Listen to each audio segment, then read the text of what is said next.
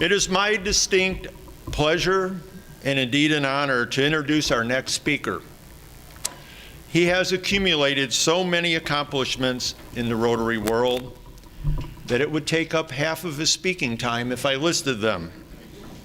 Rather, please refer to your program for his full story. It is clear, however, that without a doubt, his greatest passion in Rotary has been and continues to be the eradication of polio. Here to give us an update on where we stand and where we hope to be very soon is past Rotary International President Germ, direct from Atlanta.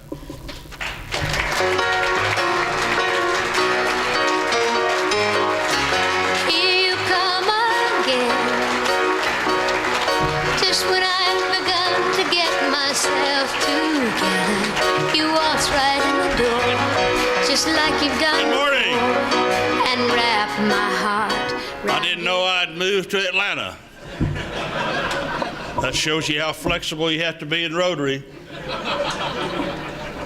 You know, thank you very much for that introduction. And let me, before I start, say thank you to Zones 30, Zone 31, for the great support that you gave Judy and I over the last 2.5 years.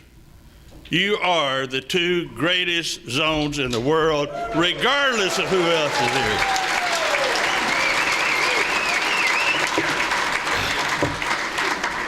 Ron, I'm sorry about that, but now that you're part of these zones, welcome. That shows you that we're greatest because we keep importing great leaders. Today, I've been asked to give you an update on the countdown to history. Many of you were here this morning and you heard Larry Lunsford talk about an idea. And what do you do with an idea? Well, you know, Rotarians are visionaries. And we heard that that used to be called dreamers, but then they changed it to visionaries. One such visionary, dreamer, was a man by the name of Sir Clem Renouf. And Sir Clem Renouf was coming back from one of his presidential visits, and he read where smallpox had been eradicated. He called one of his district governors, a man by the name of Dr. John Sever, who, by the way, is still on the International Polio Plus Committee till this day. And he said, is there something of the magnitude of the eradication of smallpox that Rotary could do to make an impact in the world?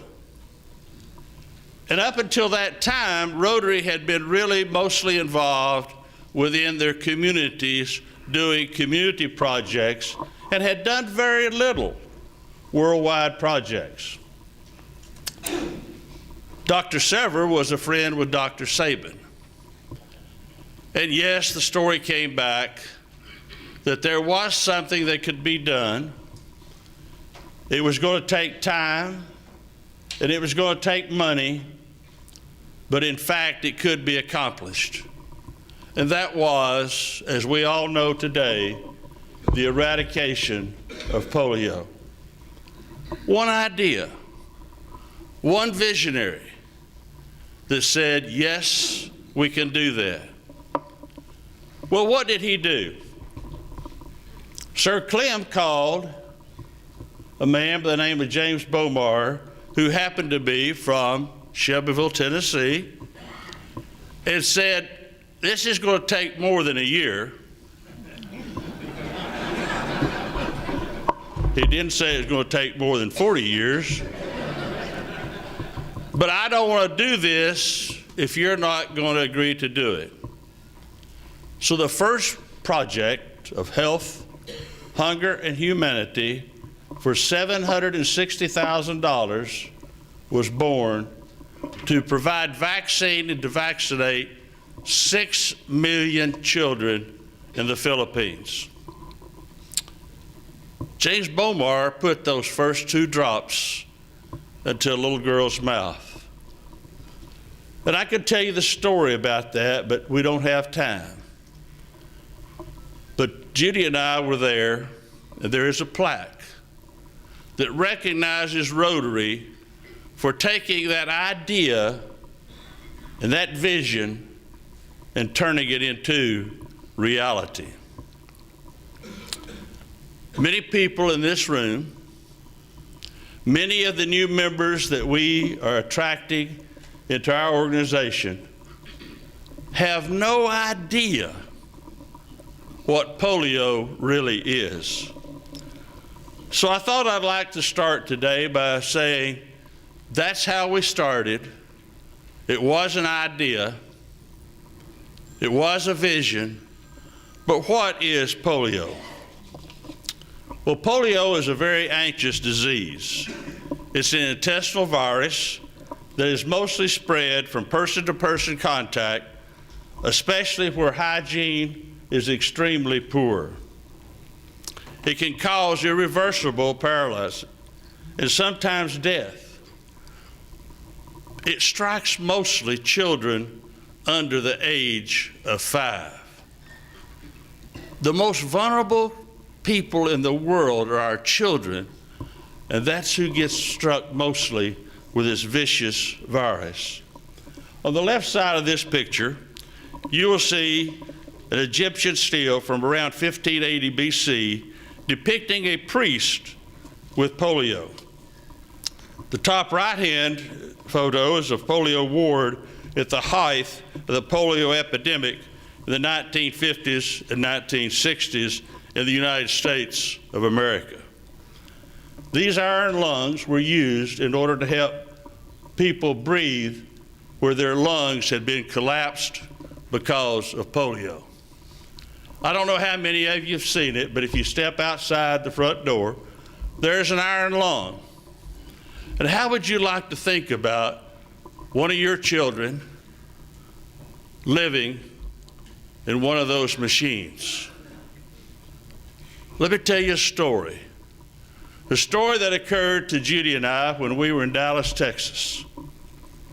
And we were there for a visit, and the governor said, "Would you mind going to visit one of our major donors?" He said he couldn't come to this meeting.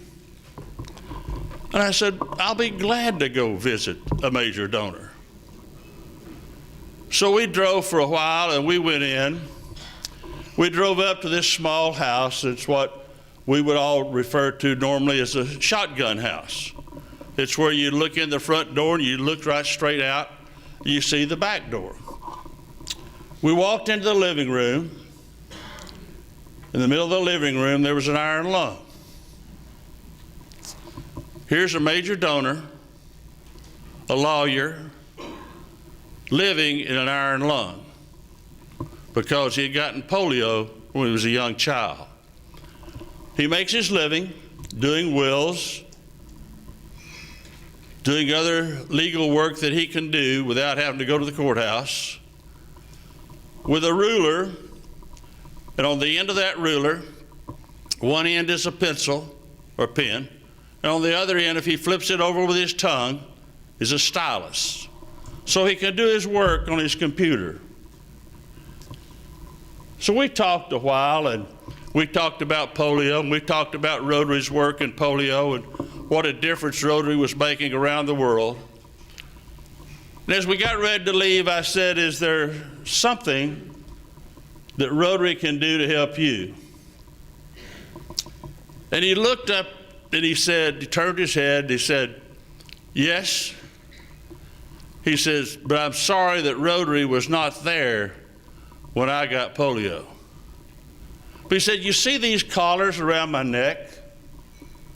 And if you go outside and look, you'll see a little collar around the front of the machine where your head sticks through." He said, "That keeps me alive because that keeps the pressure in the machine And he said, you know, you cannot find those collars anymore.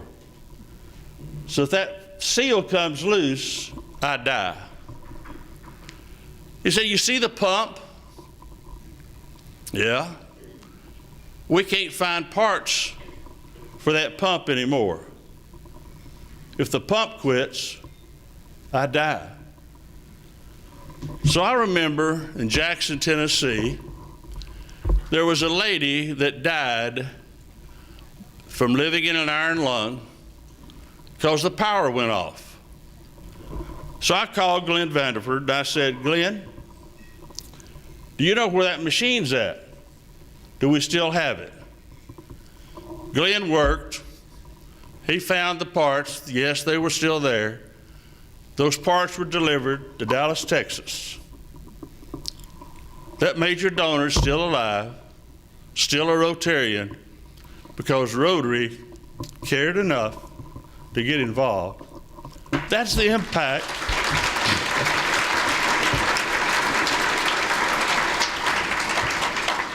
So we may not have been there to keep him from getting polio, but we were there to keep him alive and contributing to his community. Well, the lower right picture shows the effects of polio on children. How many of you have had the opportunity to be on an NID? Raise your hand. You know very well what it's like to see those crippled children. Some of us in this room are old enough to remember when our parents told us you cannot play with the neighbor next door during the summertime. You couldn't go to the public swimming pool because you're likely to get polio. So we have come such a long way. But today, polio still paralyzes the world's most vulnerable children living in the most challenging of circumstances in Pakistan, Afghanistan, and in Nigeria. So our journey began with that 3-age grant.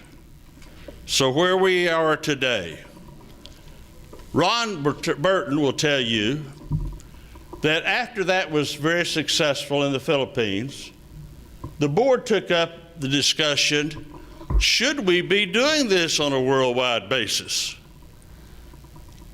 The general secretaries and past secretaries were divided. The presidents were divided. The COL was divided. And it wasn't until 1985 that Rotary took on the challenge to say we will raise $120 million to eradicate polio from the world. I asked Bill Sargent one time, who was very involved, who was the first chairman of the International Polio Plus Committee, I said, how did you guys come up with $120 million? He said, well, it was easy. There was 120 million children. It took roughly 60 cents, so that's 72 million. So we had a contingency. Well, Rotary raised 247 million. And I said, Bill, do you understand that the women were going to still have babies? Do you understand that there could be places we could never reach? It was going to take a lot longer. He said, you're trying to make this complicated. The truth is, it was that initiative of $120 million to get $247 million that brought the World Health Alliance to the table.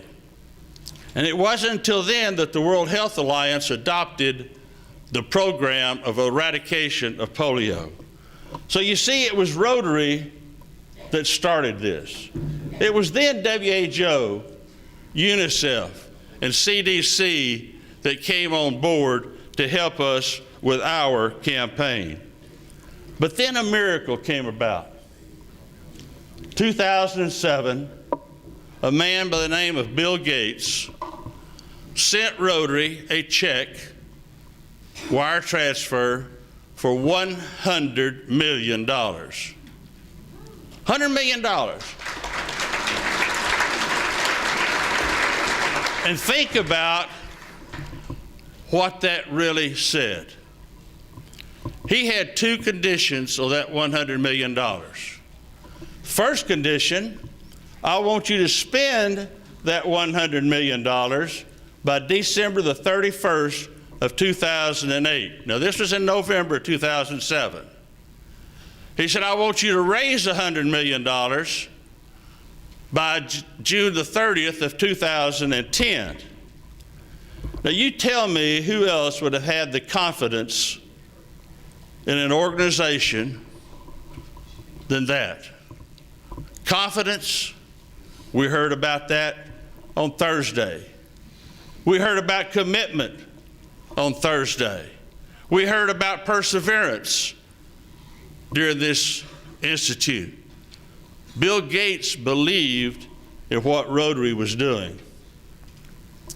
I was in New York and one time, and I asked Bill, I said, Bill, why did you give this money to Rotary? He said, well, because Rotary had the passion and the commitment and the trust to spend that money where it's necessary. Well, Ray Klingensmith happened to be in a room in the International Assembly when this was announced that we were going to do this campaign. Cliff Dockerman, in all of his wisdom, always comes up with some clever thing. So we're out back there in the reception with Bill Gates and Jeff Rakes, and who was the president of the foundation. Everybody just kind of standing around. What do you do? I mean, here's a 160-pound gorilla in a room, 600-pound gorilla. Cliff goes to Ray and says, Ray, you better go over and shake his hand. You got to go raise this money. So you see, Rotary has a long history in this campaign. Well, we were about halfway through. We didn't even have a chairman at the time. We were about halfway through, and here's Jeff Rakes comes and says, Gates Foundation will give you $250 more million if you'll raise another 100. Now, what are you going to tell this guy? No? Well, you're not going to tell him no. You're going to say, sure, I will go do it. Then in January, but he gave us until June of 2012.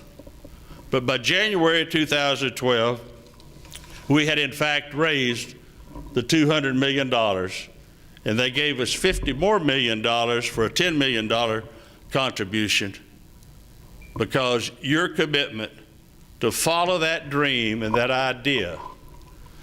Well, today, the Global Polio Eradication Initiative partners are the Bill and Melinda Gates Foundation, WHO, UNICEF, the U.S. Centers for Disease Control and Prevention, and Rotary. And equally as important is the governments of the world. And let me say to each of you that you should contact each of your representatives and senators in the U.S. Congress and thank them for the vote that they just did, where we now have $233 million that they just contributed to the eradication of polio campaign.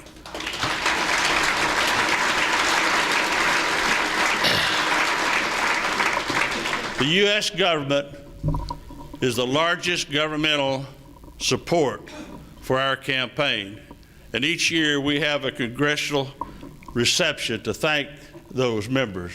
But I think it's good for Rotarians to be advocates and to talk to their elective individuals, to talk about how important it is that they support this.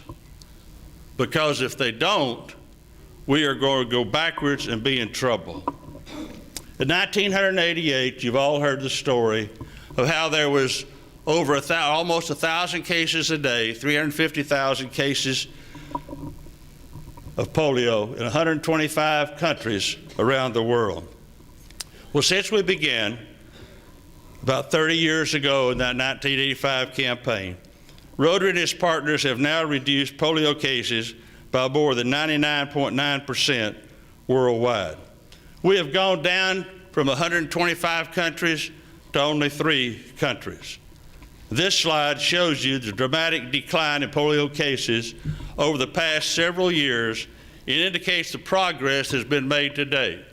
Now, there's an error in that slide. You hate to think about Rotary putting out a slide with an error in it. But it shows that there are 9 cases. Well, there are 10 cases. Pakistan had gone for 20 months without a case. And last week, they had a case. So we now have 4 cases in Pakistan, 6 cases from Afghanistan, and the case that came in from Pakistan originated in Afghanistan originally. There was 37 cases in all of 2016, but that's 37 children that are affected that should not be. Well, in 2014, we celebrated one of the world's greatest achievements in global health. India became polio-free.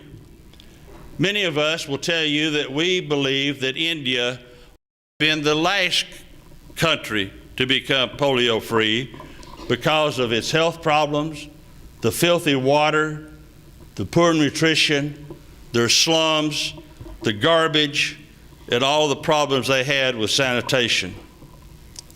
But there is much still to be celebrated. In 1988, there was 3 types of polio.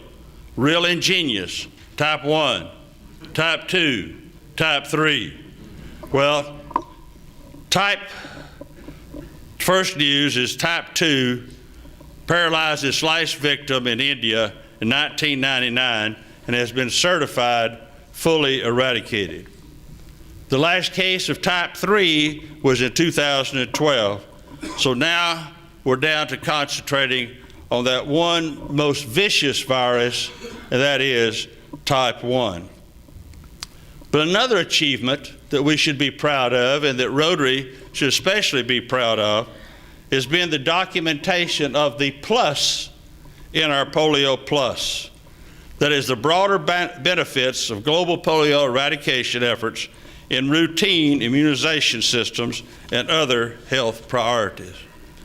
For example, in the northern state of Bihar, polio eradication efforts helped boost routine immunization coverage from 31% to 80%. In Somalia, polio eradication funding helped revamp the cold chain system that supports both polio and measles immunizations. And in Nigeria, the knowledge and infrastructure we had developed for polio eradication helped end the Ebola crisis outbreak in a very short period of time. Well, although with progress, there are also some remaining challenges, or we heard opportunities to still take place. In fact, many countries continue to be fragile as the virus continues to circulate in key reservoir areas. An all-out effort is underway to reach all of the children, including where Boko Haram has held those children as hostages, including those that continue to be missed, and to maintain political commitment and financial support in the face of a waning disease, not only to sustain progress to date, but to finally eradicate polio. Failure to do so will result in over 200,000 cases per year. Think of that. We cannot go back on our word to eradicate polio. But we still got a long way to go. You've all heard me and other people say that polio is only a plane ride away. So to protect the gains we have made and to finally eradicate this crippling disease, polio immunization activities will need to continue and even intensify. So what are we really talking about? Over the next couple of years, hundreds of millions of children, 450 million children, will continue to be immunized against polio to protect the gains that we have made. And over 60 countries will still have to have surveillance in order to protect the gains that we have made. That requires over 150,000 polio workers, all are supported by our GPI initiative. As cases continue to decline, methods to detect the disease are already intensifying by testing samples from people and expanding activities to detect virus in sewer systems in an increasing number of high-risk countries to be absolutely sure that there is no polio virus. If a virus is found in a sewage system, experts are immediately sent to that area to do an analysis to determine how rapid we must have with a rapid response team to go in and to vaccinate all of the children once again. Well, at the Atlanta Convention, and how many of you were there? Those of you who weren't there owe me $1,000.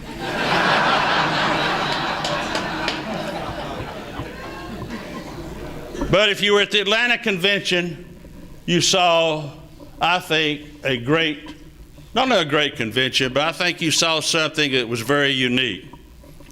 The Gates Foundation, governments, and others stood on stage in Atlanta, some by video, and pledged $1.2 billion to carry out these activities. And since that time,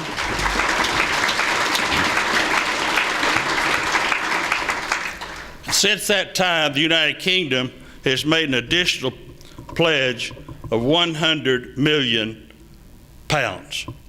That's a lot of money. Now the work comes, you got to collect it. But we'll get there because you're going to help us to get there. We are trying to encourage all Rotarians at whatever level you can afford to donate to give to the End Polio Now Countdown to History campaign. Countdown to History campaign was initiated in Atlanta to fulfill the pledge that you made through me of $50 million a year for 3 years. We have a new agreement with the Gates Foundation. At one time, that agreement was $35 million we did, they would give us 70. Well, we're brave. We said we'll do 50 if you'll give us 100. I tried to get 150 and he wouldn't go for that. So we're going to match, the Gates Foundation will match us 2 for 1 of 100 million for 50 million that we do. He has never, ever, except through Rotary, given this kind of money. He has never provided a 2-to-1 match to anybody besides to Rotary. That's the confidence that he has in this great organization that we all are members of. Contributions of cash, district designated funds will help us meet those goals in our fundraising campaign. Contributions, and here is a myth that a lot of people have gone around saying, the myth is not true because contributions to the Polio Plus campaign do count for Paul Harris credit and major donor recognition. A lot of people have said that don't do it. Well, Rod and I were on the foundation, Ray's been on the foundation, we've never heard that before. So we want to be sure you know that they do count toward major donor recognition. Last year, we asked every club to try to give $2,650 because that was our 10 times multiplier for the 2650, or 100 times multiplier, the 2650 that started the Rotary Foundation. We're asking every club to do a minimum of $1,500. We're asking the districts to do 20% of their DDF. People did not give money to the Rotary Foundation for 50% of it to come back to sit in a district's bank account somewhere, or it actually sits in Evanston in a bank account. They gave it for educational and humanitarian programs, and I think Ron's going to talk a little bit more about that later, because we have $54 million sitting in a bank account of money that people donated to the foundation that is not being used. Now give it to polio if you're not going to give it to anything else.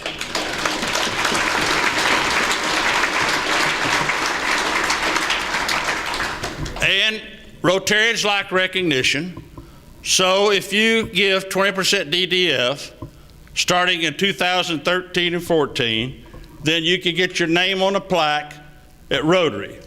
If you weren't able to do it in 13, 14, 15, 16, or 16, 17, and you got a lot of money now, we'll let you make it back up through June of 2018. We're not greedy. We just need $50 million. These two districts, these two zones, last year, these two zones gave $2,212,654 to the eradication of polio campaign. Give yourself a round of applause.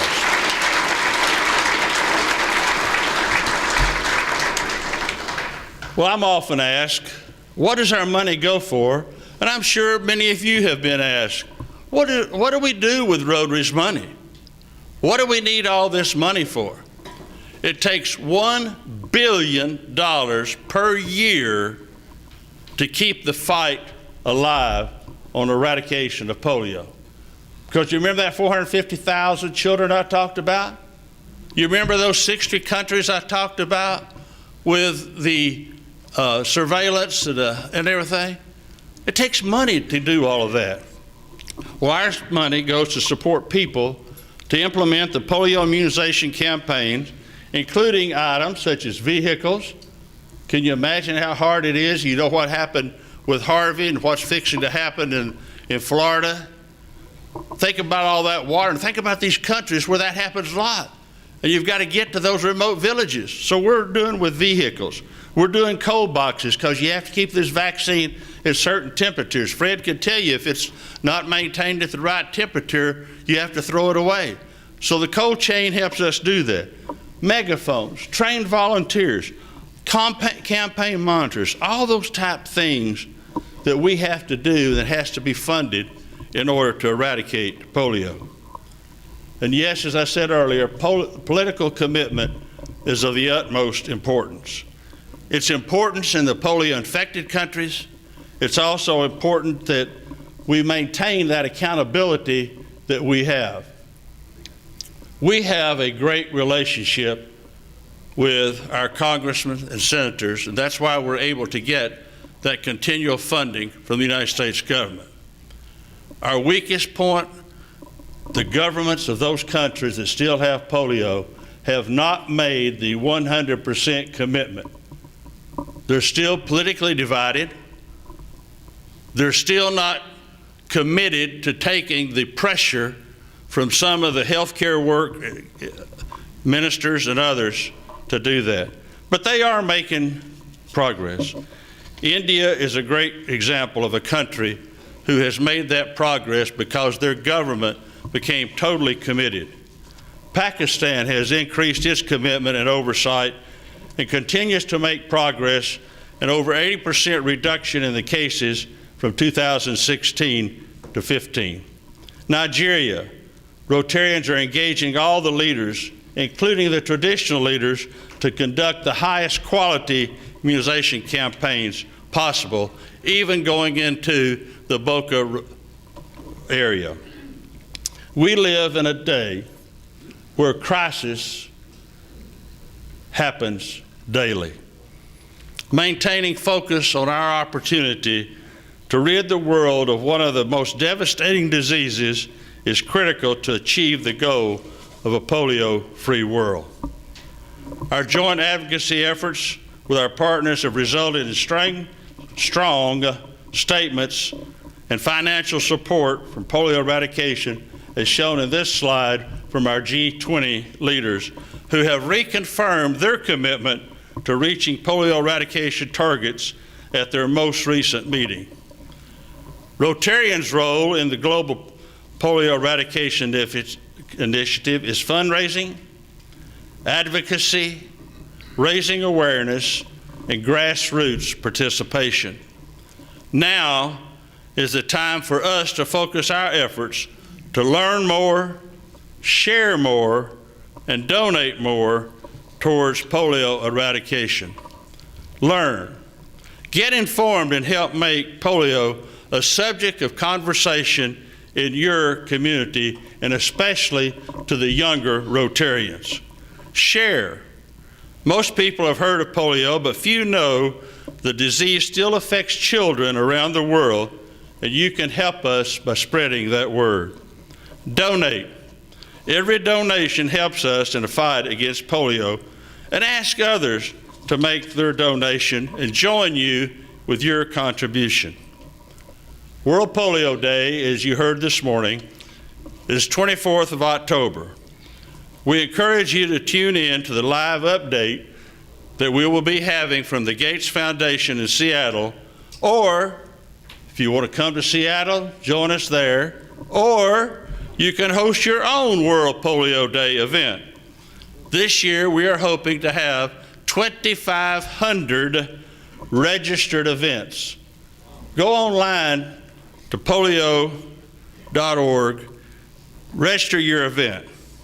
You will find World Polio Day resources on the webpage as well.